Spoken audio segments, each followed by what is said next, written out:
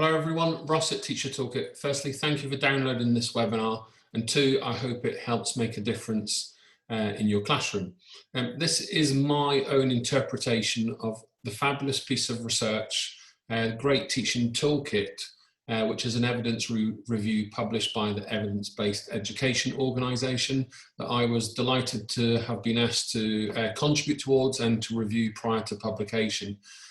So this webinar takes you through the kind of core concepts. I've particularly steered this particular webinar on a focus of engagement in particular, and engagement for teachers with research, but also engagement for pupils in the classrooms. So first few slides are just a synopsis. The key question asked in this document is, what are your best bets in terms of making the most difference to your students? It's a fantastic piece of research. I think it's valuable for trainee teachers as well as experienced teachers and school leaders and governors who are looking to change the strategic direction of their teaching and learning pedagogy. It's a perfect resource also for teachers. Why? Because as ever, teachers have very little time to access new ideas, to reflect on their practice. So although this document is quite large, it's constructed in such a way that you can access various sections in a short summary and read them independently. So first of all, it's great for teacher learning, and it's something that we should always continue to do as teachers. They call it 4 dimensions, so a 4-component model. If you dig into the actual research paper, you'll see they've reviewed lots of different pieces of research which cover different models. Some are 3-based, some are 7, some are 8, very similar to, if you're familiar with the early career framework, that's based on 8 models. If you qualified a long time ago in England, you'll remember the 44 teacher standards, which have recently been reshaped into 8. So this is a 4-component model with 17 teaching elements within it, which I'm going to explain. It's been peer reviewed, real benefits. What they hope to do in the future, so this was published June, July in 2020. So moving forward, they hope to publish a series of documents where an individual can self-reflect on their understanding of this and identify gaps in their learning where they can probably look to develop further. The key question asked is, where is it best to put your energies and how you can improve the quality of your teaching. I think it's very valuable food for school leaders looking to reshape teaching and learning across an organisation, and more importantly, the research is an affirmation of all the other things that we already know. So I wouldn't be disappointed that some of the things in this that you may be familiar with. And we know that teaching and learning has the greatest impact on learning. So I think it's a matter of honing in on specifics and looking to see where we can refine our practice. So the 4 components: understand, so your curriculum; create a supportive environment, so your relationships; manage the classroom, which is your behaviour. And then they've also added their own one, a 4th, which is about presenting content. There's no point being able to know your curriculum, create good relationships and manage kids' behaviour if you can't transform all those into making a difference in your classroom. So they call this content knowledge. And this, if we think in England, this derives from observable behaviours that we might use when we evaluate good teaching on checklists. So what they're trying to do is repitch this towards developmental kind of training or learning as teachers, rather than we're checking that people are doing the things that we want, which is a good message for us all. Interestingly, their peer review also highlights what many others have said, particularly in some of the pieces of research that I've read. There's no universal consensus, there's many different ways to teach. The really important thing is when you develop a particular effectiveness as you develop in your experience, it's really interesting to note that this paper has highlighted that you start to learn particular kinds of knowledge and understanding. So be interested to unpick what that is in a little bit more detail as a follow-up to this webinar. And then this one's quite critical. There is no point in teachers having good content knowledge if their classrooms do not reflect this. So what they mention in the paper is switching from content knowledge, knowing what it is to teach and why, but switching to pedagogical content teaching, knowing how. And I think that's an important emphasis. On the left-hand side, there's the dimensions or the components. Understanding content to your curriculum, creating an environment, your relationships, maximizing opportunity is your managing behavior. And then 4 is the activating hard thinking, which is essentially your cognitive load, your retrieval practice, your question strategies, all the things that all of us need to do every day in our classroom. I want to just emphasize a couple of points before we go into the details on this screen. I think all new teachers particularly struggle with the first 3 lines. Once you get to a certain degree of experience and expertise, all of us, all teachers, tend to reside in row 4, which is what we're trying to do every day once we develop this experience. So if we look at number 1 first of all, and then go from 1 to 4, having a deep understanding of your curriculum content, hard enough for school leaders to grasp that across a whole school, never mind your own subject, more of a challenge for primary teachers. Knowing how to sequence throughout the academic year, what and when to repeat. Particularly recording this in September 2020, schools going back in the middle of COVID, and we're considering learning lost. Number 3 is then redesigning tasks and activities and assessment to suit your knowledge that you want to teach kids. And number 4, the strategies that you then deploy. So thumbs up, thumbs down, etc. 2 is all about promoting interactions, creating a lovely climate in line with whole school ethos, using motivational and non-verbal stroke motivational communication to motivate our children and create this high expectations culture of trust in your classroom as well as across the whole school. 3, managing time. It's a constant issue for every teacher that I've worked with. 2, having clear rules and expectations as well as consequences communicated. And again, this must be in line with your whole school behavior policy. And number 3, most effective teachers, in my opinion, predict likely disruptive incidents and know when to intervene or see when something's about to escalate. Now, number 4 I mentioned earlier is where we all, regardless of experience, spend much of our time trying to understand, to refine, and to create strategies, resources, pedagogical techniques. So you've got the 6 there: structuring your tasks, explaining, so your direct instruction, using a range of questioning techniques to assess the learning taking place, to keep kids engaged, interacting with students, providing feedback, challenge, etc. Then embedding this knowledge through being aware of cognitive load theory, dual coding, retrieval practice, short-term working and long-term memory, and then activating students through some self-regulation. Ultimately, as teachers, we want to help students to be able to do things for themselves, whether it's managing the behavior or managing their learning. So this moves into metacognition. And ultimately, best definition I can give you is being aware of what I know and being aware of what I don't yet know. So this is a one-page summary of everything that's in this great piece of research. So how it was gathered, so I'm in my 3rd year doing my doctorate at Cambridge, looking at research methods myself, which is an interesting challenge. So you can see inside this actual document the methodology used, and you'll often see this in any research publication, how the research was gathered and how it was conducted, and how research was considered or disregarded. So there's no consensus. They've found that the evidence is limited, which is a bit concerning. But what they've also said is not just teachers within schools, but teachers and other schools and other organisations that support teachers in the classroom. Collaboration is needed. And for me, as ever, this has to come at a government level, first of all. So what I want to do in the presentation is present you with the summaries again. So there's the first dimension with the 4 elements: deep fluid knowledge and curriculum, sequencing, assessments and activities to suit, and then delivering common strategies for students to use. But I'm going to give you an example. So here are some examples to match those 4 of the dimension 1. So I'm going to do this 4 times. I'm not going to read through all these. You can pause and play the video, but I'm just going to point out 1 or 2. Let me go to first.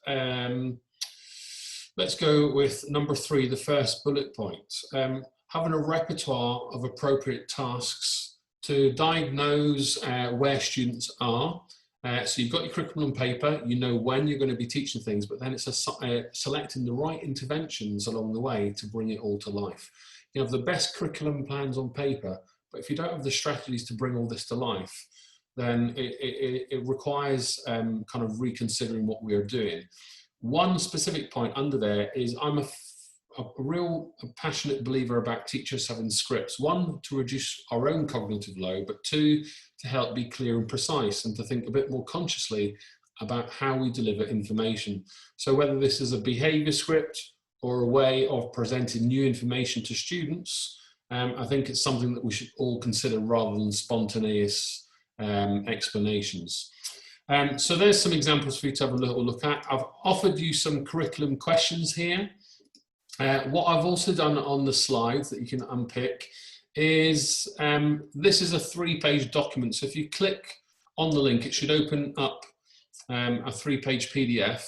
Let me know if you have any problems accessing this, but this is great for teachers and middle leaders to think about their purpose of curriculum choice, how they intend to bring it to life, and then how they evaluate it, so the intent, implementation, and impact. And I believe curriculum thinking should always be part of day-to-day life, not just when inspectors or school leaders want to review the curriculum. All teachers should be at the forefront of their curriculum pedagogy, knowing exactly the syllabi, and the curriculum choices they're making to suit their students.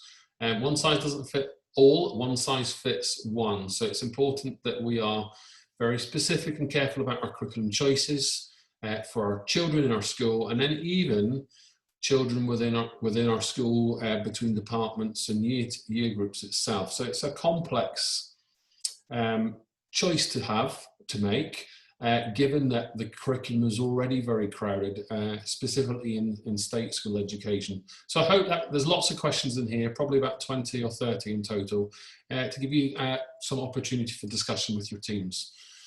Now, a 3-stage model of learning. This is inspired by Dr. Pooja Agarwal and Patrice Baines, who wrote a brilliant book called Powerful Teaching, which is all about retrieval practice from their own research over in the United States. Encode is getting information in, storage, so short-term, long-term information, and that work in memory when we're quizzed.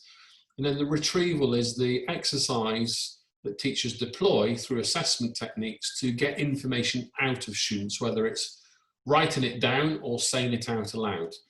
So here's just one template. Now you can change the questions on the bottom left-hand side, but the 3 questions at the top are to just elicit your own thinking. So here an example: what did you eat for dinner last night? That's probably a question you've not really thought about since I've mentioned it now. And how long you've kept this information for is overnight. How many times you've used this information? Probably once. So there's a good example of short-term information, not related to the curriculum, but at least you can get an understanding of, we're talking about what you had for dinner, we're thinking that it's short-term memory, and I'm asking you to recall it. We take it a little bit further, history curriculum. Who was the first wife of Henry VIII?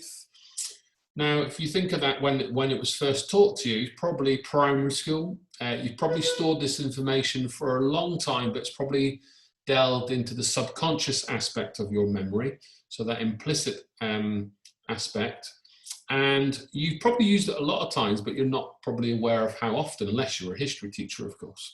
So it's just a little example of how you can use this model, lots of different questions, and then looking at the 3 columns. When did you encode it? How long has it been stored for? How many times do you use information?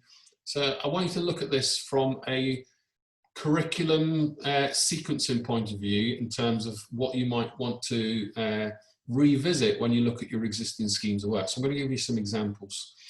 Another strategy is to think of when you teach information immediately, so near transfer to next lesson tomorrow morning, compared to later on in the academic year. So this grid, if we look at the civil rights movement in the 1950s America versus today, and if we were teaching this right now, this is near transfer, as we move and make the conversation more difficult, or the curriculum, we might compare America versus the UK. We might compare 50s America to today, which is, I suspect we'll be doing when we are comparing both in the near transfer side. But then we might want to look at the literature. Now, whatever you're doing in your curriculum, if we then look at the left-hand side, physical, time, task, and format, to help long-term retention, what we need to think about is when we teach in our classroom, if we move to a different classroom space, we're allowing students to revisit the same material, but in a different environment, which is going to elicit a different schema, a different way of thinking. Different school versus homework as well. The same time of the day versus a different time of the day. So rather than we ask kids what they learned today or last lesson, we increase the retrieval difficulty. What did you learn last term? What can you recall from the civil rights movement last year? Same for the the task. So whether it's write one fact, write two, write a paragraph, or draw a diagram, you can get the idea of how you can move near transfer knowledge and move it to far transfer to help long-term storage. So, given the content and your existing schemes of work, what does an ideal scheme of work look like? I've had this question asked throughout my entire career. Now, I want to pose this one to you. If we just think of keeping it very simple, you've got 3 columns: encode, storage, and retrieval. Then you've got your week 1 to week 12 and your supporting resources. So let's just keep it very simple like this. But we're going to follow a what, why, how, what if, what next methodology for teaching new material. And then I've posed a few questions in the storage: how did, why might, when could, so to elicit higher order thinking. And then the retrieval, rather than today, what have we learned today, last lesson, last week, last term, last year, or with Mr. McGill when you were in another year group. So what I've done for you, apologise, I've opened the wrong slide. I have already done the hard thinking, and so have you. So here is an old scheme of work that I have deliberately sourced in my hard drive from almost 20 years ago. So it's a 4-page scheme of work for a year 7, so 11 years old, where they're looking at structures and bridges. Pretty, still a relevant topic when we look at design and technology and even the science or maths curriculum today. On the right-hand side is the assessment overview, so where the different parts of knowledge and skills and understanding from the design and technology national curriculum were being addressed. So this may be slightly outdated today, in fact, it probably is, but you can see where the resources have been created for explicit activities. So this work was done 20 years ago. Now, using the model I've just explained, encode, store, retrieve, I want to show you with small tweaks, not too difficult, just more conscious thinking about memory and cognitive load, how you can move your before documents to improve your delivery, your curriculum sequencing. So there I've added encode, store, retrieve. I've identified certain activities, hotspots of knowledge to make sure that it sticks with core concepts to help build schema, and then retrieval exercises. So for example, we look on 1A, row 1A, you've got identify source of information. So the activity in class might be a primary or secondary research exercise for structures and bridges. But you can see quiz A comes a bit later. And again, this has to be planned into the schema work document. But the conscious decision here is to test this 1 or 2 lessons after it's happened. So the schema work before may not look like what it looks like on the right, but if we think about week 1, so on the left document, we've got the design process, health and safety. On the right-hand document, I've identified 2B, which is to recognize hazards and risks. Then I want to consider what key areas of this encoding information do I want to stick. So physical demonstrations allow kids to move with and experiment with different tools or machinery. And then you can see where quiz A, looking at sources, quiz B, considering health and safety, risk assessment. So we might, in a designing technology classroom, have a role play of an accident in the classroom environment, and the range of resources. So it's just thinking a bit more deeply about the sequence of where information goes, what core concepts you want to stick in line with your curriculum and assessment intentions, and then conscious retrieval exercises that are spaced and interleaved over time. So there's more inside these documents to have a look at. Any questions, just let me know about this. Knowledge organisers, many of you will be familiar with these. These two examples on the screen here are probably 15, 16-year-old examples for an English lesson for teaching Macbeth. They focus students on key facts. They're great that they can be A3 laminated on the table. If I want to self-regulate my learning rather than ask teacher for help, I can use these cards as a reference. They may have a blank reverse side so I can annotate, hole punched, stuck on a folder, stuck on the tables, whatever you want to do. And they outline the work that's to be done ahead. It's also useful if I'm absent and I'm a bit shy and I might not want to ask Mr. McGill what's happened last lesson. I can use this reference point to see what I may have missed. So it's a great resource to help underpin the curriculum with assessments, self-regulation techniques, core concepts, all mapped on a paper. And in fact, if you just type knowledge organisers online, you're going to get a lot of examples, but probably another good resource to help support your curriculum intentions. Now, bring your curriculum to life, you need to have good relationships in place. So the evidence-based education document, the Great Teaching Toolkit, here are the 4 recommendations from this dimension. Promote and interact with positive relationships. Have that climate on the corridor, whole school ethos, as well as in your classroom. The language that you choose to motivate students, and creating that high expectations culture. So here's some examples again.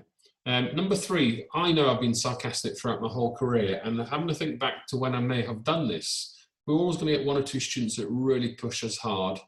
And I think sarcasm can be used as a place for a bit of humour when you have really good relationships in place, but not so when you're tired, when students are being very difficult, or when you're working with students that you may not know and that understanding is not there. So with context, all of these, but I just thought I'd point out that one there. I'll choose one other. I'm going to talk on number 3 about SDT later, self-determination theory. Number 4, the 4th bullet point down, success linked to effort, not luck. Carol Dweck's mindset, fixed and growth mindsets, had a lot of criticism.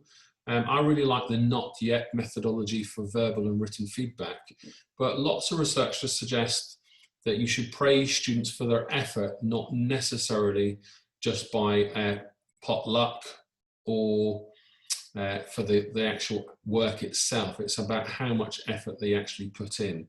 So I've written lots about that. If you're interested, please get in touch. I can signpost you a bit more. I'm not going to dwell on this slide. Lots of theory on engagement. My particular favourite is Mihaly Csikszentmihalyi, moving students from apathy to flow through very specific tasks with linked to clear success criteria, provided with immediate feedback.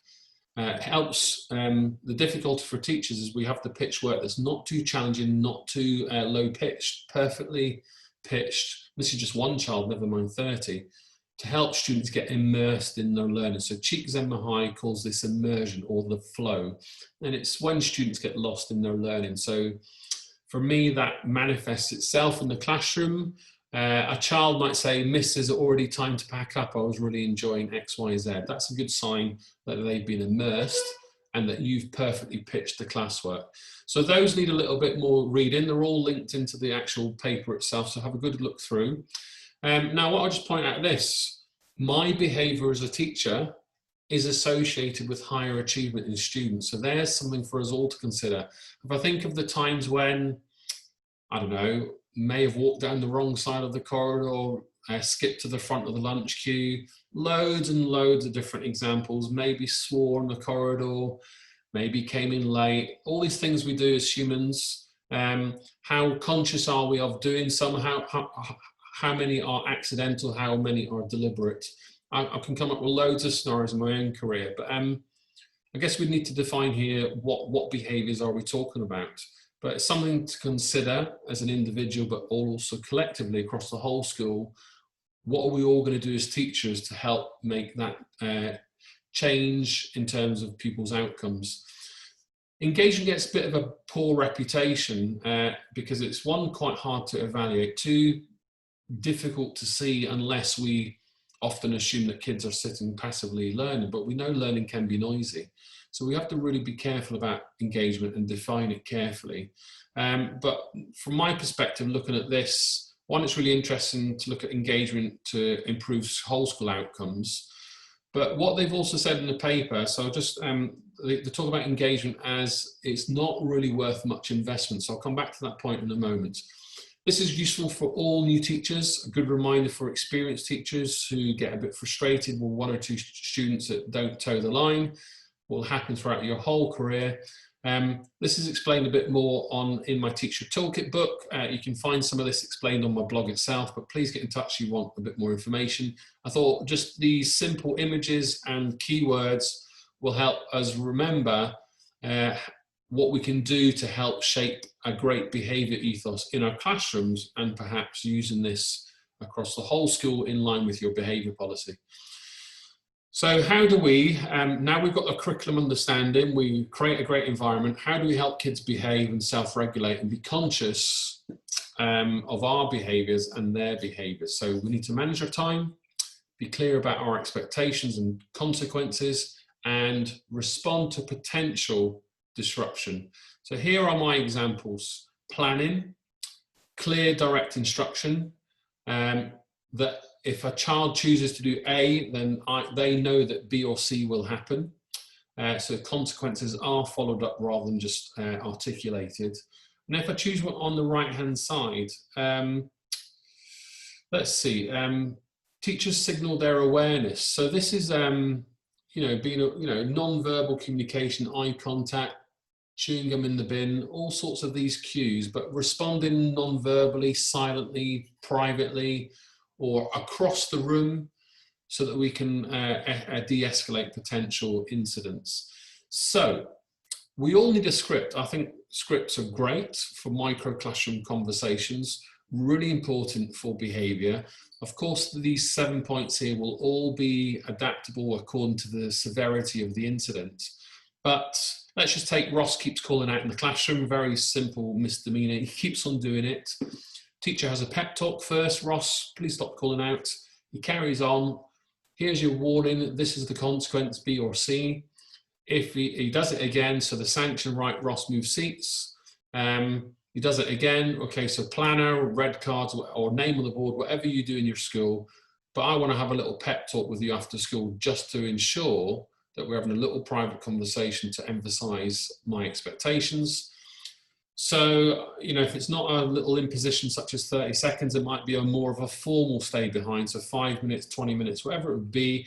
The sanction number 6 can come in probably at stage 3, 4, or 5. So again, this will be your own choice and in line with school policy. And then at some point, whether you have to record this online or with phone calls, or you might want to involve a second adult, whether it's the form tutor or head of year. Sorry, I'm having trouble hearing you. A team leader, or a parent, then that would be an increased imposition. I've redesigned this into a bit of a 5-minute lesson plan incarnation where you've got a bit of a script here to help you walk through. So the kind of words in black or bold text are those 7 procedures. In the light grey, I've just given you a prompt. The hardest work here for teachers as ever is selecting the right intervention to suit the student. So this area 6 just needs a bit more thought, but it might be something that you might want to script if you're dealing with a difficult class and you want to be prepared before the lesson, or a particular child where you want to just walk through what you're going to say, particularly if you're going to involve parents as well. So it might be something you want to prepare for parents. So let me know how you get on with that resource. Now, attainment. I mentioned earlier that if I behave as a teacher and make certain choices, it has an impact on student achievement. Here's what the paper had to say about student attainment in terms of teacher expectations. Essentially, they're saying that there's enough evidence that teachers being explicit about their expectations can influence student attainment. However, let me just point out this. It seems unlikely that devoting effort to improving this will be a high leverage strategy. So as ever, research gives you a for and against. So it's about your priorities and what you're going to invest your time in. But this research paper, I'll show you at the very end of the webinar, there's a great depth of research tackled here. But at least from here, when I'm looking at engagement as a particular focus for this webinar, it can have at least a small impact. So we have to work out, look at the details, what is a small impact. I've looked at the effect sizes, which I'll show you shortly, 0.4, which is equivalent of half a grade progress in one academic year. And then you can see here its impact on wider outcomes and attitudes.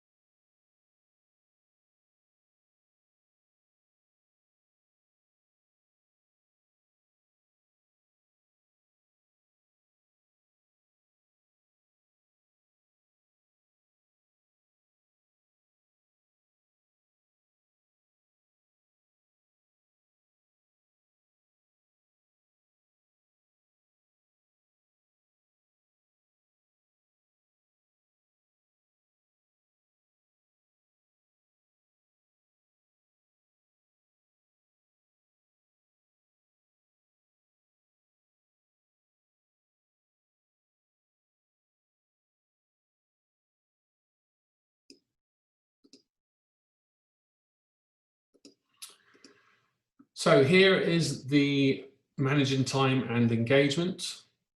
You'll see in the bottom right, I've highlighted 0.42 number of effects. So just something to be considered. Have a good look through, look at the different topics you want to focus on, and look at the different pieces of research that are suggested in the paper. Number 4, now I said at the start of this webinar, this is where most teachers spend a great deal of their energy on. So you've got the 6, this is the 4th dimension. Here are 6 more elements. I need to sequence the learning, so this threads from my curriculum choices, how I present new materials, so I need to be conscious of direct instruction, dual coding, retrieval practice from what's been taught before. I'm then going to select a wide range of question strategies. So it's important to mention here, it's not the number of questions you ask, it's the types of question stroke assessment strategies that you use. I then need to respond appropriately to students based on their feedback, so that motivation, developing self-regulation as well as metacognition. I then embed and reinforce that learning, one through the structure and the sequence of spaced and interleaving practice, to reinforce learning through my questioning techniques underpinned by retrieval. And then the activating is empowering students to do these things by themselves, but helping them be aware of what they do and don't know. So this slide is quite complex, and I do think you could spend a great deal of time just looking at this in a bit more detail, talking about it and looking at the resources that you currently have to support these 6 elements. So here's some simple examples. Let me just choose, let me see, let's look at number 5, retrieval practice. How do I make learning stick? So that's storage, so encode and get information in. The storage, what in core concept must be stored to help develop that schema, so that number 2. So words, pictures, references to work that's been taught before. And I need to be aware of what techniques I'll use to help this knowledge stick. So for example, I could pose to see, you're watching this webinar, but what research paper are we looking at? Who was it published by? And when was it published? I've already given you this information, but I haven't made it explicit at the start of the webinar that I might test you on that information. So by highlighting where the assessment will happen, I believe raises a level of consciousness in us teachers as well as our students. So here are, I'm just going to come out of this, I haven't got these displayed correctly. Let me just show you this. This was a very hard piece of work to produce. This is a curriculum map for Year 7 across a large secondary school involving all teachers and all departments to have this overview from September to July. It's very hard for any school to produce this breadth of work, to have one for every year group, to then have it in a live document where parents and teachers and middle leaders, school leaders especially, are aware of what's been taught at any particular time.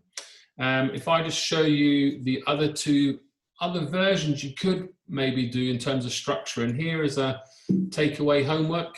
So this is homework at home to support the curriculum. So takeaway homework evolved for me 10 years ago when I was in lots of different classrooms. I had to carry my resources with me all the time. So I wanted to help reduce my workload by giving students an awareness of what was coming up over the term. The Achilles heel with this takeaway homework for me has always been that you must plan the assessment activities to support the homeworks available. So it's all right giving kids loads of choice and increasing motivation and flexibility, but it has to be underpinned by your assessment. And at some point, whenever you collect all these different bits of homework, you could be marking 30 different, you're going to be marking 30 different types of homework anyway, but potentially 30 different activities, which is going to really increase your workload. So it has to be structured. The choices have to be engineered and steered, in my opinion, as a teacher, to students at particular times to help steer their success and also to help you manage that workload reliably. I'm just going to put the last one on: to support staff through choices, structuring staff CPD. Here are 6 zones, color coded. They would all thread into the school calendar. And when the color's there, it shows what CPD is available and who may be leading the CPD. So it's another way of structuring school aspects of school life. So to finish, I'm just going to go through each of these to give you some examples. Explaining, I'm being aware of cognitive load. This is the MINT method that I would use in my Mark Plan Teach work. So M for materials, I for interactive seats, N for noise level, T for time. And you can see those acronyms: materials, interactive seats, noise level and time, explained in a bit more detail in this graphic. Questioning, there are a wide range of question techniques. I'm sure you'll have your own and be familiar with many others that aren't here. These are all explained on my blog. Some of them you'll be familiar with from my book, Mark Plan Teach, or Doug Lamoff's Teach Like a Champion. It's really important to emphasize it's not the number of questions, but the types of assessment choices and activities that you use. There's a video here to watch. I'm not going to play it now, but if I just explain it, then pause the video and then click the video to watch it. You have 2 teachers in this video using the no opt-out technique. The first teacher starts with one, in fact, both teachers start with one child. The child doesn't respond very well, so they navigate around the classroom before they come back to the first student to help them articulate a better answer. So it's essentially not accepting, I don't know, miss, or I don't really know the full answer. The second thing I want you to look at specifically in this video clip is that the first teacher lets pupils put their hands up compared to the second teacher who says, no, put your hands down. And I want you to just evaluate the differences. The students who put their hands up in the first clip, in my opinion, direct the lesson and the teacher, rather than in the second clip, the teacher says, no, put your hands down. I want you all to be ready with an answer, and I'm going to ask any of you at any time. So you all need to be ready. Compared to the first, if I put my hand up, I show Miss that I'm ready, whereas if I keep my hand down, Miss, I don't know. So she may subconsciously not bother to ask me anyway. So it's about increasing that engagement and response rate. As teachers, we need to seek a high response rate. Visualizers, I'm just going to grab one off my table. Bear with me. I'm in a new office here and I'm just unpacking still. IPEVO have just published some nice little visualizers. This is their old model. It comes flat packed. This is called a do-cam. And then it's a bit of a Z frame with the camera here at the top. And it extends quite high. I'll put that, you can just about see it. Really good USB connection. Brilliant for unlocking assessment in the classroom. Really good considering that we're doing and recording this during COVID-19 pandemic. Good for social distancing. You can model assessment from a distance. Great way to get feedback, connect Wi-Fi, take it around the classroom, beam images up on the screen. A great method I would advocate here is I'm going to do it first, kids watch me. I'll write the first paragraph. We'll do it together. Let's complete Ross's piece of work under the camera. Now you do it on your own and I will come and monitor and guide your independent practice. When we want to embed knowledge to strengthen our knowledge, make and learning stick, we help develop schema. We all have different schema. So if we're talking about turkey, for example, in the curriculum, you're either going to think of the animal, think of the cooked animal. You're either American, you're thinking of Thanksgiving. If you're in Britain, you might be thinking of Christmas, or you might be thinking of the red flag or the land mass itself of the country Turkey. So we all have different schema. It's important to be aware of those to help shape them for kids, to help reduce or level the playing field and help grow cultural capital, as well as support curriculum knowledge to be learnt. Everyone has their own. It's important that we as teachers help develop that mental model.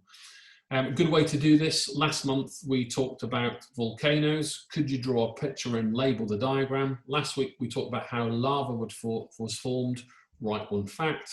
Last lesson we did X, write 2 facts. Today, here is a key word. Could you spell volcano or granite or whatever it might be? And I might put this on A3 paper, laminate it, and give kids a board pen so they can use it and rub it out. A really good way to help long-term retention. Activating knowledge. So this self-regulation, metacognition. We need to give kids the strategies. It shouldn't just happen for revision. It should be something that we're doing all the time. So here's a simple strategy. Right, pause the lesson. I want you to write down everything you know about volcanoes. A couple of minutes later, we carry on with the lesson. And that might be because I taught volcanoes 2 or 3 weeks ago. Here's a template you could use for this. So the light gray are your script as a teacher. So you might want to redesign this without the light gray text in the box. The question is, could you describe how a volcano erupts? Tell me what you know. Swap papers. Now tell me what you didn't know. Number 4, what do you need to find out? And then what you would do with this information, you'd ask the students to put a tick or a question mark about the information they know, answer all the ticks without the books to increase that difficulty, to help that long-term retention. Now use your books to look up all your question marks, and then verify that they're correct with your friend or with another source of information. So it's another way of developing metacognition.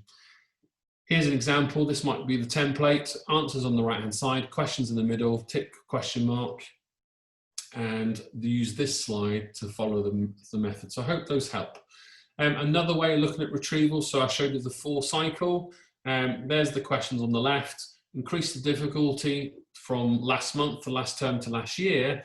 And then earlier in the webinar, I mentioned near transfer to far. You might want to test students' schema in a different environment or in a different format rather than writing it down.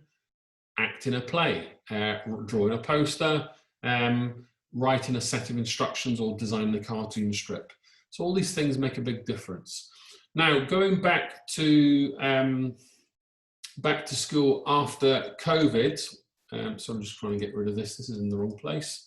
There we go. The 5-minute reflection plan is designed to help students be aware of the difficulties we've all faced during lockdown. So the teacher would use this, but these are the questions to be posed to the discussion. It'd be great to use in pastoral or form time, and just being aware that you're evaluating all this discussion against either learning, academic, pupil well-being, relationships, or just, you know, physical space. So I hope that might help at this particular time. To finish, these are the 17 elements, all in the research paper itself. I'm going to open it up shortly. Really interesting point that I picked out from here from Professor Robert Coe. As ever, I think this is applicable for not just students, but also for teachers. When feedback's supported, it allows us all to improve. So that's me. That there is my contact emails. I'm just going to come out the slides and open up the actual paper itself. So this takes you to a blog post summary, which is published, which is a 4-minute summary of the paper. But if you just go down to the bottom of the blog, you can download the full paper here. As I mentioned at the start, it is approximately 70 pages and got general introduction, but there's your 17 elements here. And then as you go through each of them, it gives you examples. And at the end of each paper, it gives you all the references. Okay, so this is the first dimension about the curriculum sequencing, lots of information there, and then the evidence to support it. Okay, so that's for one. But if I skip to the end, I think it's page 65-ish onwards. Let me just double check. You will see there is a huge body of research that has been referred to, nearly there, throughout this whole document. So there we go. Okay, yeah, page 65. So you can see here going all the way through. So the reason I'm highlighting this is because the organisation Evidence-Based Education have returned to some of the giant pieces of research in our education system that influence us all, and they've rewritten their own kind of overview of all this. So in terms of the Great Teaching Toolkit, as I go back to the start just to finish, it's something that's going to help all of us with our learning. I think it's going to allow all of us in our busy nature of kind of school life to engage with learning. And as I mentioned at the start, the Evidence-Based Education Company are looking to publish a bit of a self-reflection 360 document, so you can self-reflect on where you are with all of these 17 elements. To finish, I think all of us struggle with the bottom line all the time. For newer teachers, of course, you're going to be working on all of these, particularly rows 1, 2, and 3 to begin with, before you can start to activate harder thinking. So there you go. I hope you think it's been useful. As ever, if you need to get in touch, my email is support@teachertoolkit.co.uk. My name is Ross, Teacher Toolkit. Thanks for watching, and I hope to see you again soon. Bye for now.